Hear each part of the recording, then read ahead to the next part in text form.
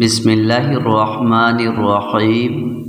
حضرت انس رضی اللہ تعالی عنہ بیان کرتے ہیں، رسول اللہ صلی اللہ علیہ وسلم نے فرمایا، جب تم باغات جنت کے پاس سے گزرو تو وہاں سے کھا لیا کرو۔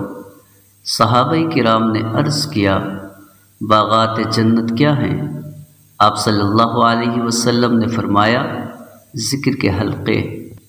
حضرت ابو ہریرہ رضی اللہ تعالی عنہ بیان کرتے ہیں، رسول اللہ صلی اللہ علیہ وسلم نے ارشاد فرمایا، جو لوگ کسی ایسی مجلس سے اٹھے جہاں انہوں نے اللہ کا ذکر نہ کیا ہو تو وہ ایسے اٹھیں گے جیسے کسی گدے کی بدبودار لاش سے اٹھے ہوں، اور یہ مجلس روز قیامت ان کے لیے باعث حسرت ہوگی۔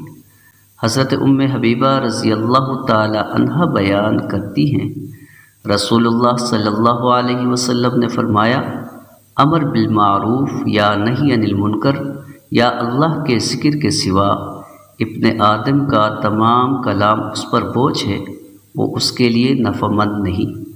حضرت عبداللہ ابن عمر رضی اللہ تعالی عنہ بیان کرتے ہیں، رسول اللہ صلی اللہ علیہ وسلم نے فرمایا، اللہ کے ذکر کے سوا زیادہ باتیں نہ کیا کرو، کیونکہ اللہ کے ذکر کے سوا زیادہ باتیں کرنا دل کی سختی کا باعث ہے، اور سخت دل شخص اللہ سے کوسوں دور ہے۔